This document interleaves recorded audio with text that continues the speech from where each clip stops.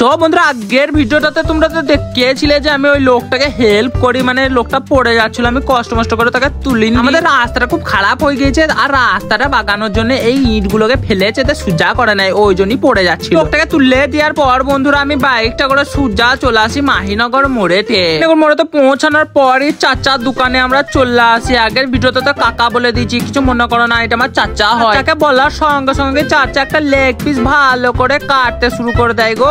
সত্যি কথা বলতে চাচা আমাকে খুবই ভালোবাসে, বুঝতে পারলে তো। তারপর আর কি করবো, চাচাকে বলি 1 কুইন্টালের মতো মাংস ওজন করে দেওয়ার জন্য। তারপর চাচা আমাকে মাংস ওজনটা করে দেওয়ার পর আমি সোজা চলে আসি আমার খাল্লাদের ঘর। হ্যাঁ, মাংসটা আমার খাল্লাদের, আমাদের লয়, কি আর বলবো। তারপরে এবার তোমরা ভাববো না যে আমার আজকে দাওয়াত নেই, আমার আজকে দাওয়াত আছে, আজকেও আসবো আমি খাবার জন্য। তারপর কি করবো, দিদির সাথে একবার দেখা করার পর দিদি আমাকে একটা গেঞ্জি দেয়, আর সেই গেঞ্জিটা নিয়ে আমি সোজা ঘর চলে আসি।